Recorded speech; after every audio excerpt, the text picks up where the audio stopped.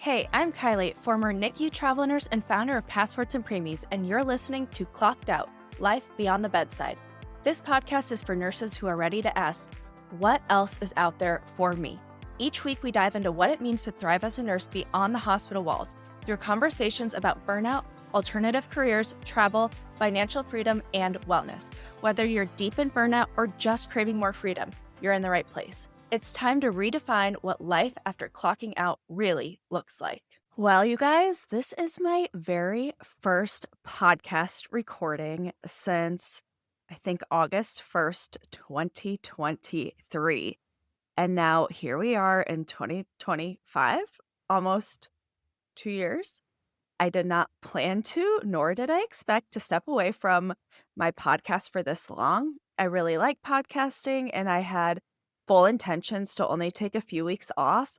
But this was around the time that my husband, Juliet, and I were leaving for a year-long trip around the world.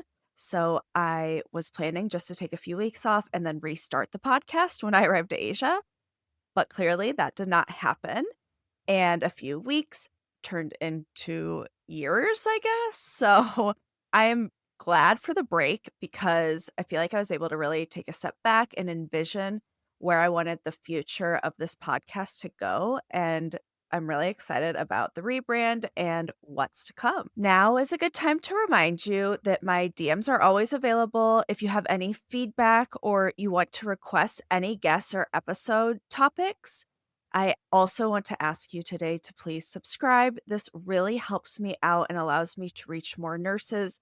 And it would mean the world to me if you could subscribe and leave a rating and a review. And it's very helpful. Okay.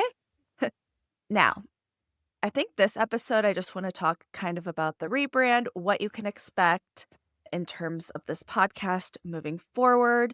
And I want to give you just a general life update about living in France. And then as we get on in the season, I will be bringing on guests. So it will not just be me, it will be me talking to other nurses in the industry of nursing. So much has changed since 2023. So let's get into it. First, why did I rebrand? I guess Passports and Preemies talks just felt too centered around myself. I want the focus to be more on community and other nurses. And while I do plan to do a number of solo episodes, I also want to bring in some really great educators, innovators, just all around interesting nurses and wellness experts. I did have guests on my last podcast, but I want to really dive into what it means to thrive both professionally and personally. And that's why I will continue to bring on guests. I know that I am not alone when I say that I experience burnout, and I hope that by bringing in more voices, I can help one nurse avoid burnout or feel more fulfilled inside and outside of the hospital. When I choose guests, I do plan to bring on people who have quit bedside nursing altogether, but not everyone wants to quit bedside nursing. So I also want to bring in nurses who have found a way to feel fulfilled enough to continue bedside work while thriving in their own way, whether that's creatively or whatever. You can expect a mix of solo episodes plus guest episodes. I am hoping that at some point, I think it would be really fun to have listeners be able to call in and share their own stories of burnout, but just step by step. Just restarting the podcast has been a journey in itself. Right now, I'm kind of thinking that I will have seasons. So each season will last for 12 weeks, and then I plan to take like a 4-week break. But once things get rolling, I don't know, I might change my mind. It just like feels really overwhelming to think, oh, every week I have to record a podcast, but maybe it's not that overwhelming. Another idea I'm playing around with is having each season be themed. Right now, the way my season is structured is centered on burnout. So you can expect a lot of burnout related topics in this season. But again, I might change my mind. I don't know if that's going to be too hard to stick to a theme, but I would love your thoughts and suggestions. And of course, I think this goes without saying, but this podcast is geared towards all nurses out there, RNs, CNAs, LPNs, NPs, etc. I want to start out strong, sharing other nurses' stories and slowly start to trickle in more wellness related topics. Maybe I'll have like a sleep expert on or someone well versed in skincare. And of course, these types of episodes can cater to a number of people in the medical profession. But overall, I will be focused on targeting nurses. Okay, so that is about the rebrand. Like I said, if you have any questions, please let me know. And before I wrap up this episode, I do want to do a quick life update because, like I said, it's been years. So, since 2023, pretty much everything in my life has changed. In April 2023, my travel nurse assignment in Seattle wrapped up. And at that point, I was planning on spending the summer in Europe. At the time, Julian and I were dating. He was just my boyfriend. So I flew to France where Julian was living. And then that summer, I traveled all around. I visited Italy with some friends. I went to Ireland, Denmark, England. I went to the Netherlands. It was literally just a Euro summer that you could only dream about. I feel like so lucky to say that. But what happened during that time was I started to get a lot of job opportunities, jobs that I would not have been able to say yes to if I was working as a bedside nurse. So I thought, okay, I'll just like write this out and I will return to bedside nursing when the money runs out, which didn't really happen. So when my assignment ended in April, I did not know or plan to have that be the last time I was working as a bedside nurse. I was planning to go back to nursing at some point, but like I said, I started to get really amazing travel opportunities and sponsorships, so I didn't need to go back to the bedside. But I always think like if I would have known that that last assignment in Seattle was my last assignment, I probably would have been a lot more emotional than I was, but who knows? Okay, so summer 2023, I spent in Europe and then I returned to the US to pack my bags because Julian and I were heading off on a 1 year adventure around the world.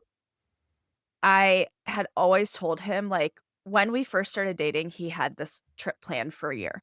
And I had always told him, like, I'm gonna join you, but I planned on, like, going for a few months and then doing a travel nurse assignment for 3 months and then, like, joining him again because I hadn't saved up money to leave for a year. But again, that didn't happen. So in September, I flew on a one-way ticket to Vietnam and I met up with Julian there. We spent the next 8 months traveling through Southeast Asia. We started in Vietnam, Cambodia, Laos, Thailand, Malaysia, Indonesia, and then we ended in the Philippines. It was such an amazing trip. Really quickly, because I can't like not talk about travel.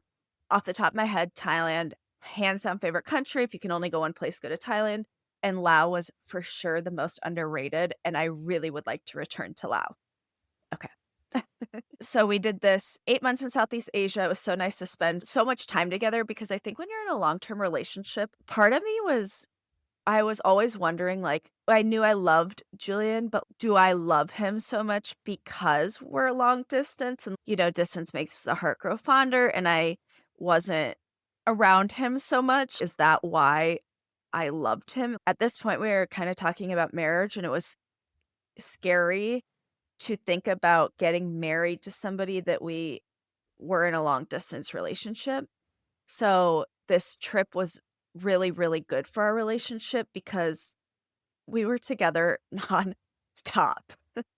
So January 2024, I think that's when we like really seriously started to discuss marriage. And we even looked at rings when we were in Malaysia. In May of 2024, I think this is what, 8 months, right? September, January, February, March, April, May.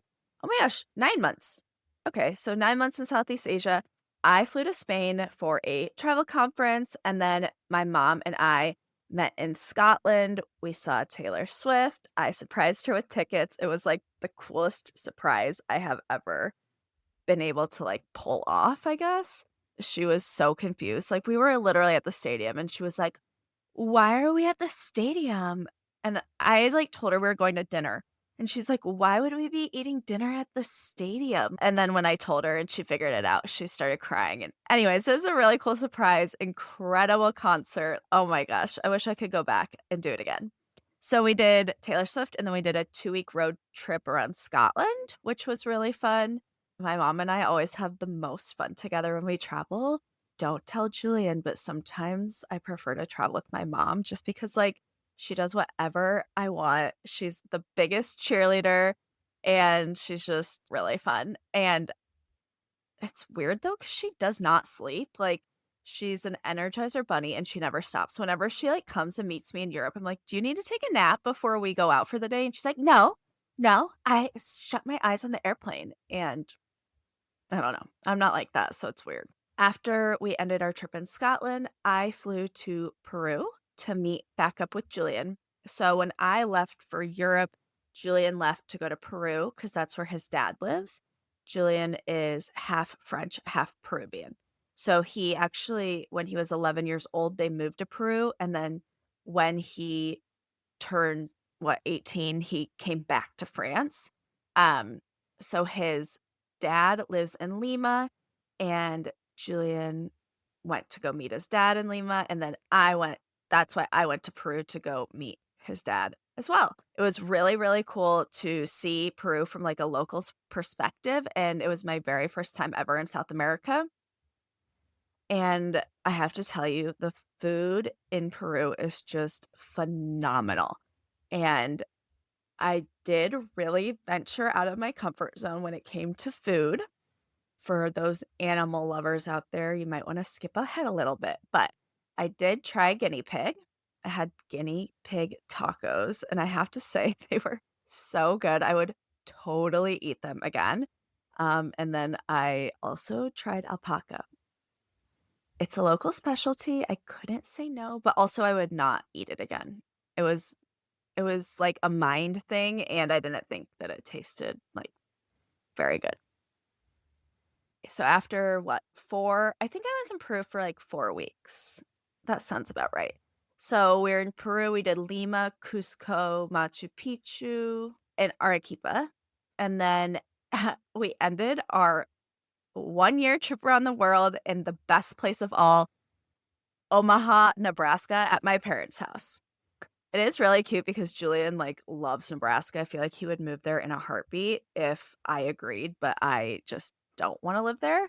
So Julian went back to Paris to start work again, and I don't know, it's kind of fuzzy, but I guess at this time, I would say that I was planning to move to France permanently. So I joined him in October in France, and I hosted my first nurses only group trip. I'm really, really excited to grow Beyond the Bedside and expand to more countries. I already know the next place we're going to be going. I just haven't shared it yet, but I'm very excited to keep launching new trips, and I will continue to be hosting trips in France.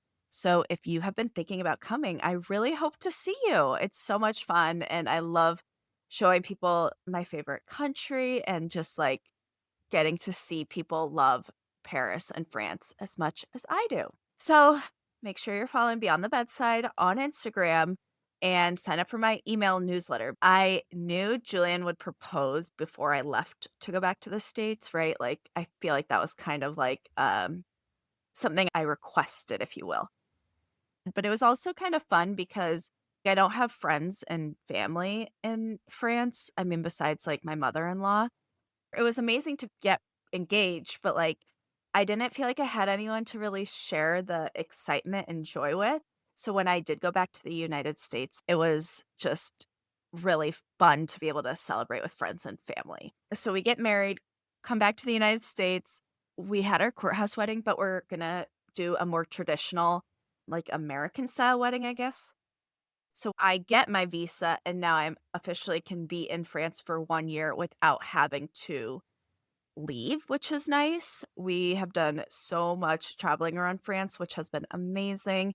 We had a little mini moon in the Loire Valley after our courthouse wedding, which was amazing. And then I think the last big update that I have for you was that I had plastic surgery. So I did an upper bleph, I did a left eyebrow lift, I did chin implant, buccal fat removal, and lipo here and my arms. So I did that. Oh, and fat transfer to my under eyes and nose. I did share that on Instagram. I only got one hate message. Everybody was like so supportive. I just planned on sharing that I had surgery because it feels like I come on and like share my face, and it'd be weird not like just to show up one day and not say I had surgery. But when I was getting closer to sharing, like it was scarier than I envisioned it to be. Like, I don't know how to explain it. It's like you don't really care, but also you're still like really vulnerable and you don't want people saying anything. I hope that you stick around. Like I said, if you could please rate, review, and subscribe and tell your unit about this podcast. And I will chat with you guys next week. Okay? Au revoir. Thanks so much for tuning in to Clocked Out, Life Beyond the Bedside. If today's episode resonated with you, I'd love it if you could take a moment to subscribe, leave a review, and share this episode with a fellow nurse who needs to hear it. For more on thriving beyond the bedside, make sure to follow along on Instagram and check out Passports and Preemies, where we talk travel, wellness, and building a life that works for you.